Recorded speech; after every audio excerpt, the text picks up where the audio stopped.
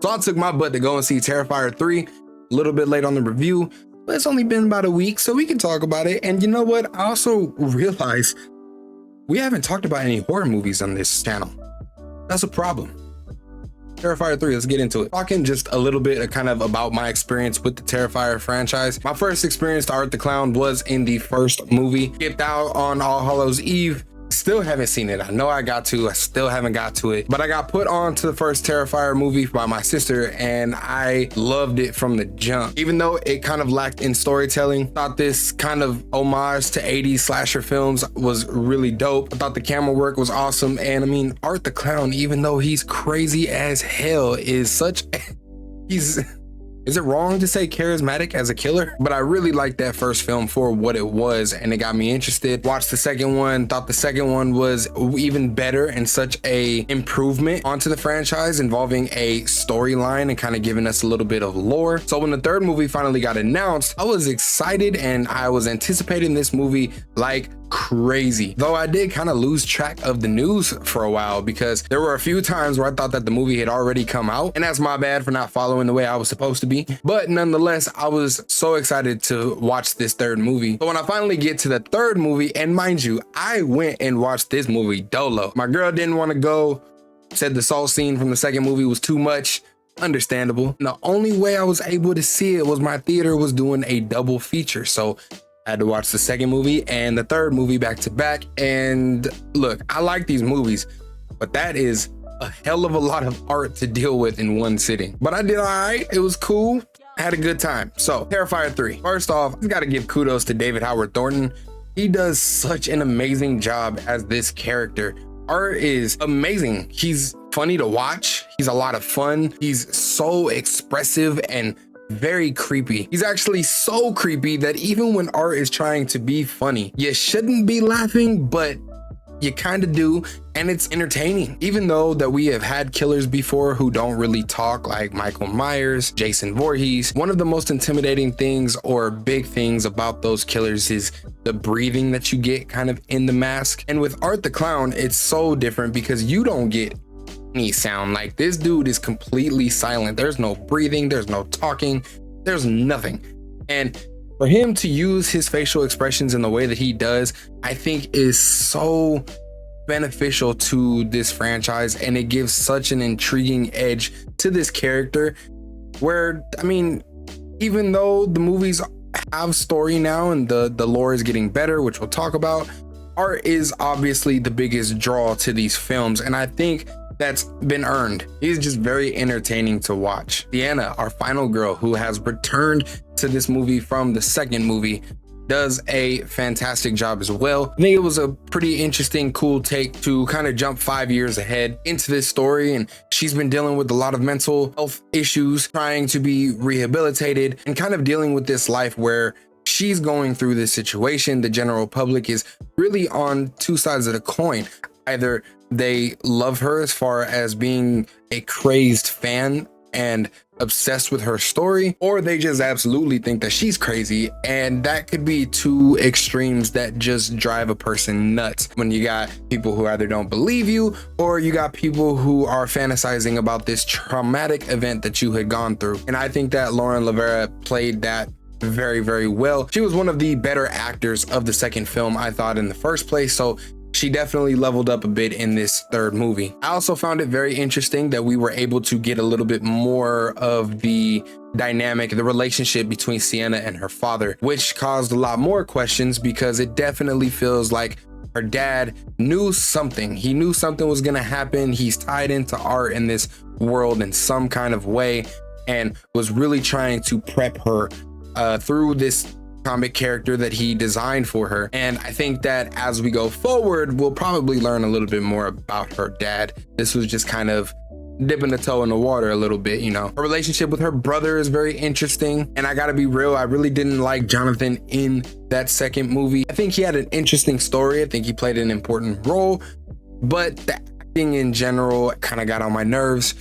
more or less the same in the third movie, but I'm not gonna lie, the way that they do them in the third movie, I didn't really see coming. I was kind of sad. So, you know, another major bonus, a plus about this third movie is the production value is so much better. The cast as a whole are way better actors than in that second film. The practical effects that were used were way more believable than the second film. You could still tell a little bit, but I think it is a crazy improvement from that second film, and they definitely put their budget to good use. The cinematography, the camera shots that they were hitting, the atmosphere that they were able to create being in a new area, thought that they did a great job. I was intrigued, interested, and the suspense was real in this movie. Even though you can kind of tell where it's gonna go at times, it's not meant to be a crazy mental circus that you got to go through to figure out what's happening.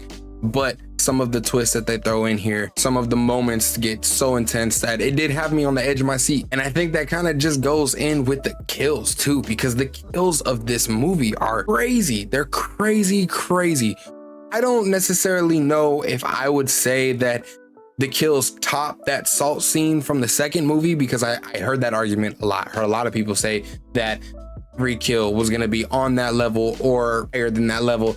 I don't know if I would go that far, maybe on that level, but it was just well done. Every kill you felt, you heard. They did a fantastic job. Like I said, it was a good use for having a $200 million budget. Now, coming from the first movie where it was, you know, $35,000 that they had for the first film, now we have $2 million. It's just a very obvious and wild improvement. And I think that they did a great job at knowing where to throw their money at and make the film look so much better than it has in the past. I found it pretty dope that we were able to expand on the lore in this movie quite a bit and in this franchise and kind of learn what the hell is going on in this background. This section might have a little bit of spoilers, so you know, if you haven't seen it yet, turn your head and something. But finding out, which I think may have been predictable if you've seen the ending of the second movie, that Art is working with these demons. You know, Art, Lucifer, they tied in, man. That was kind of a crazy aspect of this film. Seeing this demon, which I'm pretty sure is the little girl from the second film, at least the same demon that is possessing, but uses Victoria Hayes as a conduit, as a host, in order to be able to enter the real world and that realm. I thought was crazy. They did this little like voice change thing on Victoria, and she already looks Victoria made me feel some type of way, and not by any means good in that second film or in this third film. That one, I will say, out of all the kills, out of all the grody moments that were going on in these two films, Victoria Hayes probably disturbs me the most, especially in the ending of the second film. The opening to this third film is just blech. But having her there as this host for this demon, I thought was a very interesting addition to this franchise.